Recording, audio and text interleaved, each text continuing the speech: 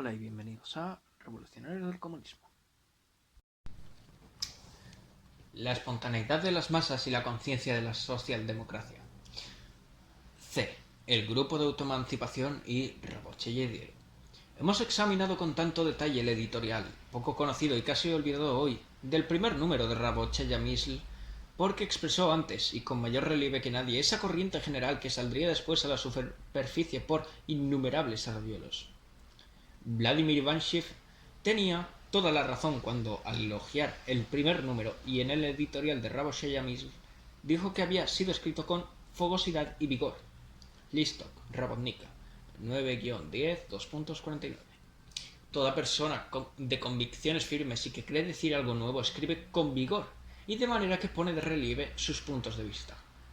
Solo quienes están acostumbrados a nadar entre dos aguas carecen de todo vigor. Solo esa gente es capaz, después de haber elogiado ayer el vigor de Rabotche-Dielo, de atacar hoy a sus adversarios porque den muestras de vigor polémico.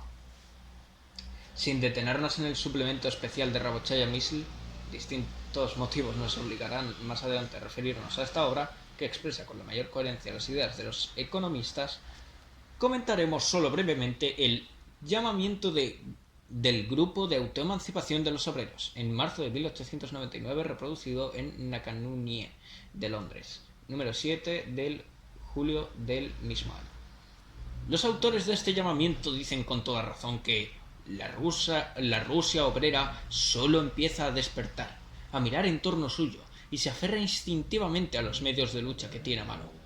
Pero deducen de ahí la misma conclusión falsa que Rabotche-Dielo, olvidando que lo instintivo es precisamente lo inconsciente, lo espontáneo, en cuya ayuda deben acudir los socialistas, que los medios de lucha que se tienen a mano serán siempre, en la sociedad actual, medios tradiunionistas de lucha, y que la primera ideología que se tiene a mano será la ideología burguesa, tradiunionista. Esos autores tampoco niegan la política, sino que, siguiendo al señor Vladimir Ivanshev, dicen solamente, que la política es una superestructura y que por ello la agitación política debe ser una superestructura de la agitación en pro de la lucha económica. Deben hacer de ella y seguirla. En cuanto a Rabotche-Dielo, comenzó su actividad precisamente por la defensa de los economistas. Después de haber afirmado con evidente falsedad, ya en su primer número, páginas 141 y 142, que ignoraba a qué camaradas jóvenes se había referido Axelrod en su conocido folleto. Se refiere al folleto En torno a las tareas actuales y la táctica de los socialdemócratas rusos, escrito en Ginebra en 1898. Y bueno, fueron dos cartas a Rabotche Gazeta escritas en 1897. Al hacer una advertencia a los economistas, Rabotche-Dielo tuvo que reconocer en la polémica con Axelrod y Plejánov, a propósito de esa falsedad, que, fingiendo no saber de quién se trataba, quiso defender de esa acusación injusta a todos los emigrados socialdemócratas más jóvenes. Axelrod acusaba de estrechez de miras a los economistas. En realidad, dicha acusación era completamente justa, y Rabotche-Dielo sabía muy bien que se aludía, entre otros, a Vladimir, miembro de su redacción. Señalaré de paso que en la polémica mencionada Axelrod tenía completa razón, y Rabotche-Dielo se equivocaba de medio a medio en la interpretación de mi folleto Las tareas de los socialdemócratas rusos. Este folleto fue escrito en 1897, antes de que apareciera Rabotche-Dielo, cuando yo consideraba con todo fundamento que la tendencia inicial de la Unión de Lucha de San Petersburgo, que he definido más arriba, era la predominante. Y por lo menos hasta mediados de 1898, esa tendencia predominó en efecto. Por eso, Rabotche-Dielo no tenía ningún derecho a remitirse para refutar la existencia y el peligro del economismo a un folleto que exponía concepciones desplazadas en San Petersburgo en 1897 y 1898 por las concepciones economistas. Defendiéndose, Rabotche-Dielo completó su primera falsedad. Ignoramos a qué camaradas jóvenes se ha referido Axelrod. Con una segunda al escribir en su respuesta Desde que apareció la reseña de las tareas entre algunos socialdemócratas rusos han surgido o se han definido con mayor o menor claridad tendencias hacia la unilateralidad económica, que significan un paso atrás en comparación con el estado de nuestros movimientos basado en las tareas. Página 9. Esto lo dice la respuesta, publicada en 1900, pero el primer número de Rabotchi y Dielo con la reseña apareció en abril de 1899. ¿Es que el economismo surgió solo en 1899? No. En 1899 se oyó por vez primera la voz de protesta de los socialdemócratas rusos contra el economismo, la protesta contra el credo.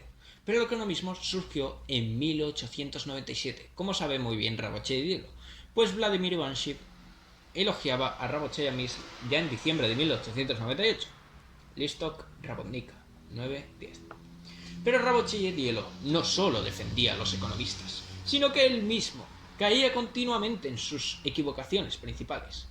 Esto se debía al modo ambiguo de interpretar las siguientes tesis de su propio programa.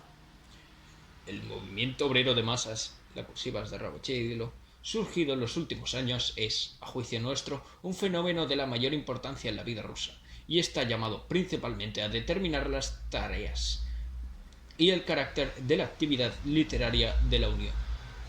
Es indiscutible que el movimiento de masas representa un fenómeno de la mayor importancia, pero la cuestión estriba en la manera de concebir cómo determina las tareas este movimiento de masas.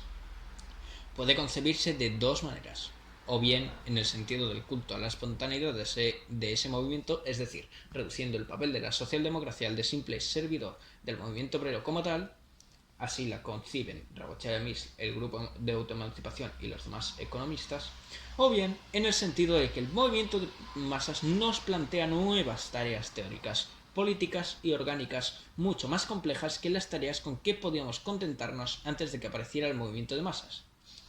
Rabotchi y Dielo tendía y tiende a concebirla precisamente en el primer sentido, pues no ha dicho nada concreto acerca de las nuevas tareas y ha razonado todo el tiempo como si el movimiento de masas nos eximiera de la necesidad de comprender con claridad y cumplir las tareas que éste plantea. Será suficiente recordar que Rabotchi y Dielo consideraba imposible señalar al movimiento obrero de masas como primera tarea el derrocamiento de la autocracia, rebajando esta tarea, en nombre del movimiento de masas, al nivel de la lucha por reivindicaciones políticas inmediatas. Respuestas, página 25. Dejamos a un lado el artículo La lucha económica y política en el movimiento ruso, publicado por Bekrzyzewski, director de Rabotchi y Dielo, en el número 7, artículo en que se repiten esos mismos errores. Por ejemplo, en ese artículo se expone con las siguientes palabras la teoría de las fases o teoría de los tímidos zigzags en la lucha política. Las reivindicaciones políticas que, por su carácter, son comunes a toda Rusia, deben, sin embargo, durante los primeros tiempos, esto se escribe en agosto de 1900, corresponder a la experiencia adquirida por el sector de obreros en la lucha económica. Solo tomando como base esta experiencia se puede y se debe iniciar la agitación política, etc. Página 11. En la página 4, indignado el autor por las acusaciones de herejía economista, carentes de todo fundamento según él, exclama con tono patético: ¿pero qué socialdemócrata ignora que, según la doctrina de Marx y Engels, los intereses económicos de las distintas clases desempeñan un papel decisivo en la historia y que, por tanto, en particular, la lucha del proletariado por sus intereses económicos debe tener una importancia primordial para su desarrollo como clase y para su lucha emancipadora?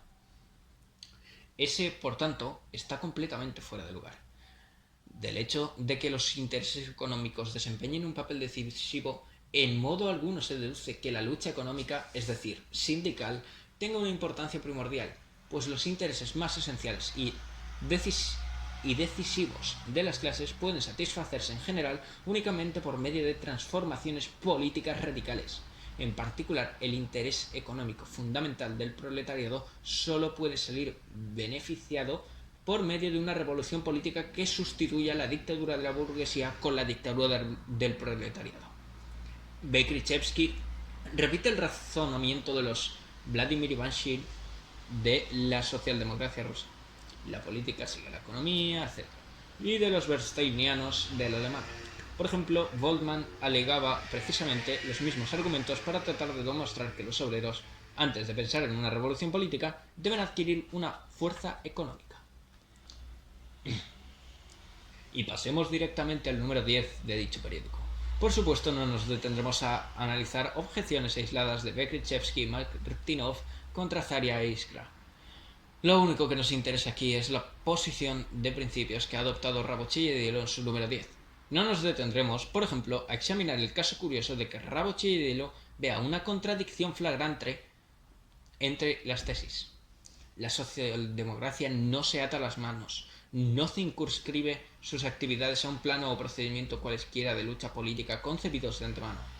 Admite todos los medios de lucha con tal de que correspondan a las fuerzas efectivas del partido, etc. Iskra. Y la tesis. Si no existe una organización fuerte con experiencia de lucha política en cualquier situación y en cualquier periodo, no se puede ni hablar de un plan sistemático de actividad, basado en principios firmes y aplicado rigurosamente del único plan que merece el nombre de táctica. Iskra 4. Cuando se quiere hablar de táctica, confundir la admisión, en principio, de todos los medios de lucha, de todos los planes y procedimientos con tal de que sirvan para lograr el fin propuesto, con la exigencia de guiarse en un momento político concreto por un plan aplicado a rajatabla, equivale a confundir que la medicina admite todos los sistemas terapéuticos con la exigencia de que en el tratamiento de una enfermedad concreta se siga siempre un sistema determinado.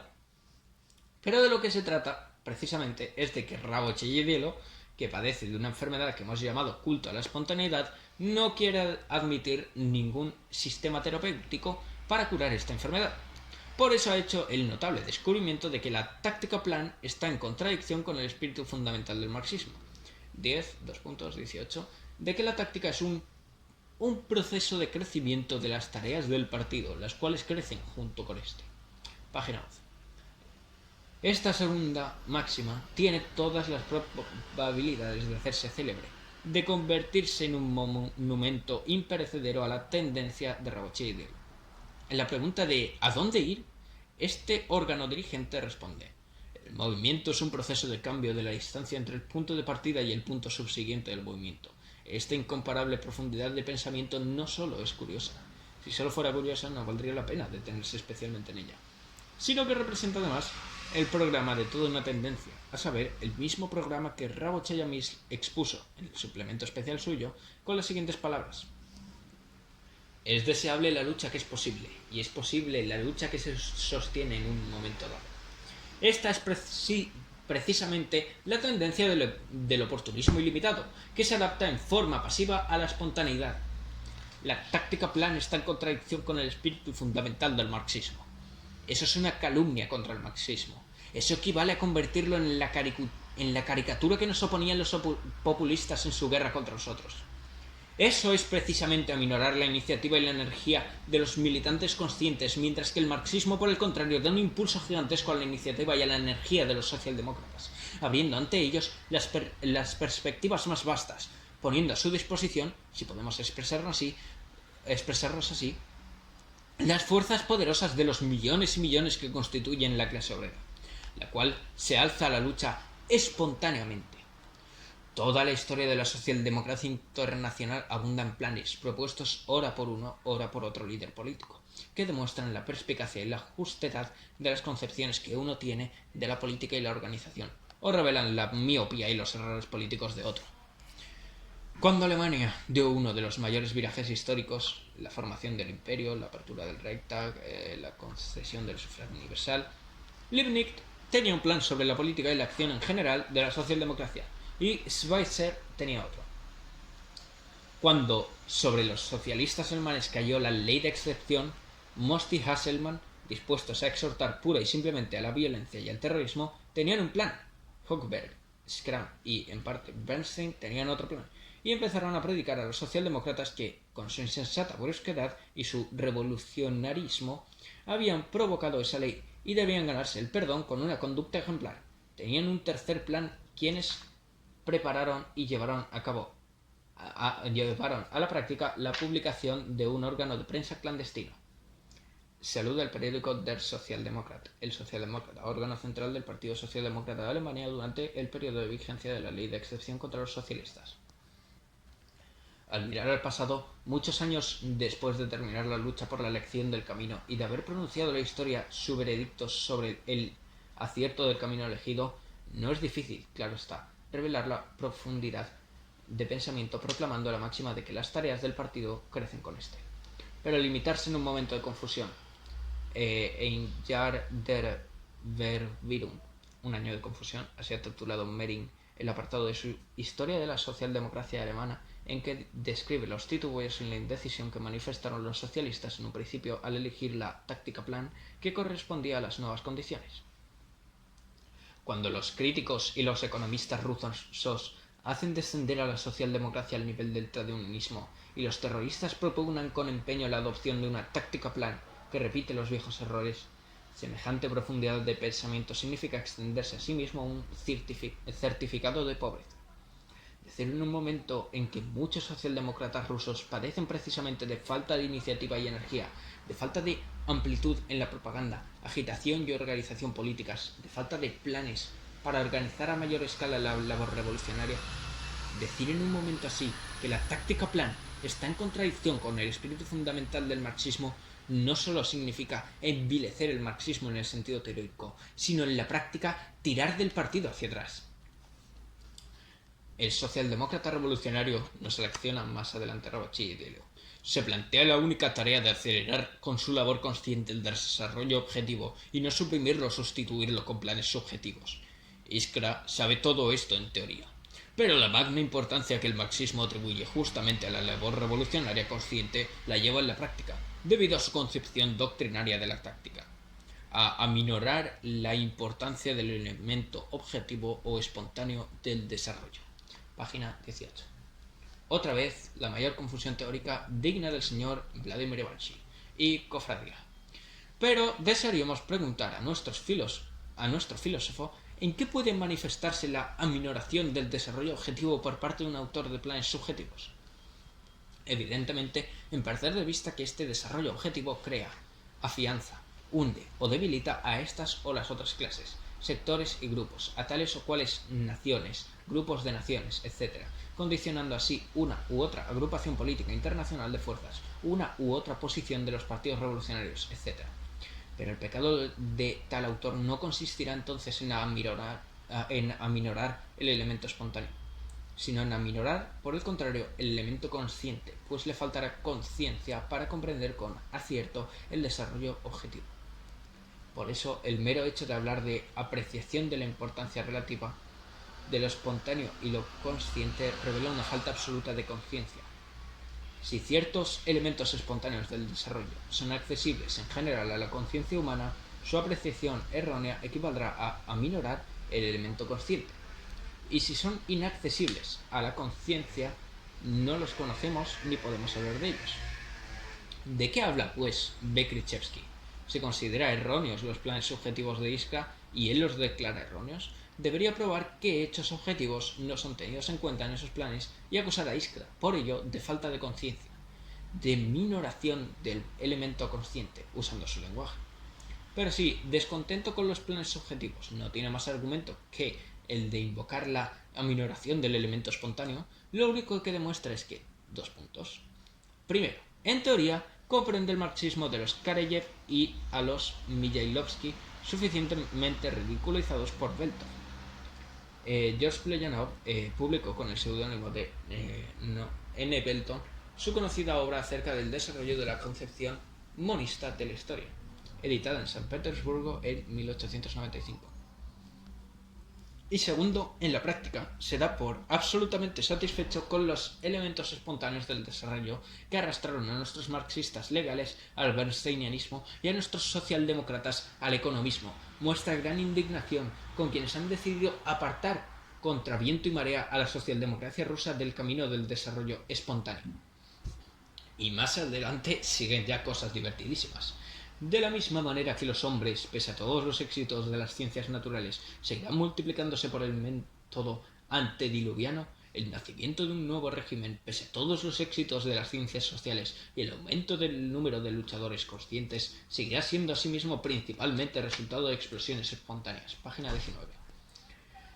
De la misma manera que la sabiduría antediluviana dice que no hace falta mucha inteligencia para tener hijos, la sabiduría de los socialistas modernos, a lo Narciso Tuporilov, proclama: cualquiera tendrá inteligencia suficiente para participar en el nacimiento espontáneo de un nuevo régimen social. Nosotros también creemos que cualquiera tendrá inteligencia suficiente. Para participar de ese modo, basta dejarse arrastrar por el economismo, cuando reina el economismo, y por el terrorismo. Así, en la primavera de este año, cuando tanta importancia tenía prevenir contra la inclinación al terrorismo, Rabochilledielo estaba perplejo ante ese problema, nuevo para él. Y 6 meses más tarde, cuando el problema ha dejado de ser actual, nos ofrece a un mismo tiempo la declaración de que creemos que la tarea de la socialdemocracia no puede ni debe consistir en contrarrestar el auge del espíritu terrorista. Rabochilledielo 10.2.23. Y la resolución del Congreso. El Congreso considera inoportuno el terrorismo ofensivo sistemático. 2 Congresos, página 18. Con qué magníficas claridad de hilación está dicho. No nos oponemos, pero lo declaramos inoportuno, y lo declaramos de tal manera que el terror no sistemático y defensivo no va incluido en la resolución. Es forzoso reconocer que semejante resolución está cubierto de todo peligro y queda garantizada por completo contra los errores, como lo está un hombre que habla por hablar. Y para redactar semejante resolución solo hacía falta una cosa: saber mantenerse a la zaga del movimiento. Cuando Iskra se burló de Rabochilledielo por haber declarado que el programa del terrorismo era nuevo, Rabochilledielo, enfadado, acusó a Iskra de tener la pretensión verdaderamente increíble de imponer a la organización del partido la solución que ha dado a los problemas de táctica hace más de 15 años un grupo de escritores emigrados. Página 24. En efecto, qué pretensión y qué exageración del elemento consciente resolver de antemano los problemas en teoría para luego convencer de la justedad de esa solución tanto a la organización como al partido y a las masas. Tampoco debe olvidarse que al resolver en teoría el problema del terrorismo, el grupo de emancipación del trabajo sintetizó la experiencia del movimiento revolucionario anterior. Otra cosa es repetir simplemente cosas trilladas y sin imponer nada a nadie, someterse a cada viraje, ya sea hacia el economismo, ya sea hacia el terrorismo. Rabochilledielo llega incluso a generalizar este gran precepto de la sabiduría de la vida, acusando a Iskra y Zaria de oponer su programa al movimiento como un espíritu que se cierne sobre un caos amorfo. Página 29. Pero, ¿en qué consiste el papel de la socialdemocracia sino en ser el espíritu que no solo se cierne sobre el movimiento espontáneo, sino que eleva a este último al nivel de su programa? Porque no ha de consistir en seguir arrastrándose a la zaga del movimiento, lo que, en el mejor de los casos, sería inútil para el propio movimiento y, en el peor de los casos, nocivo en extremo. Pero Rabochilledielo no solo sigue esta táctica proceso, sino que la erige en principio, de modo que sería más justo llamar a esta tendencia seguidismo, de la palabra seguir a la zaga, en vez de oportunismo. Y es obligado reconocer que quienes han decidido firmemente seguir siempre a la zaga del movimiento están asegurados en absoluto y para siempre contra la aminoración del elemento espontáneo del desarrollo. Así pues, hemos podido convencernos de que el error fundamental de la nueva tendencia en la socialdemocracia rusa consiste en rendir culto a la espontaneidad, en no comprender que la espontaneidad de las masas exige de nosotros, los socialdemócratas, una elevada conciencia. Cuanto más crece la lucha espontánea de las masas, cuanto más amplio se hace el movimiento, tanto mayor, incomparablemente mayor, es el imperativo de elevar con rapidez la conciencia en la labor teórica, política y orgánica de la socialdemocracia. La activación espontánea de las masas en Rusia ha sido, y sigue siendo, tan rápida que la juventud socialdemócrata ha resultado poco preparada para cumplir estas tareas gigantescas. Esta falta de preparación es nuestra desgracia común, una desgracia de todos los socialdemócratas rusos. La activación de las masas se ha producido y ha aumentado de manera continua y sucesiva, y lejos de cesar donde había comenzado, se ha extendido a nuevas localidades y nuevos sectores de la población. Bajo la influencia del movimiento obrero se ha reanimado la efervescencia entre la juventud estudiantil, entre los intelectuales en general e incluso entre los campesinos. Pero los revolucionarios se han rezagado de la creciente actividad de las masas, tanto en sus teorías como en su labor. No han logrado crear una organización permanente que funcione sin interrupciones y sea capaz de dirigir todo el movimiento. En el primer capítulo hemos consignado que Rabotchi y Edilo rebajan nuestras tareas teóricas y repite, espontáneamente, el grito de moda. Libertad de crítica. Quienes lo repiten no han tenido conciencia suficiente para comprender que las posiciones de los críticos oportunistas y las de los revolucionarios en Alemania y en Rusia son diametralmente opuestas. En los capítulos siguientes examinaremos cómo se ha manifestado este culto a la espontaneidad en el terreno de las tareas políticas y en la labor de la organización de la socialdemocracia.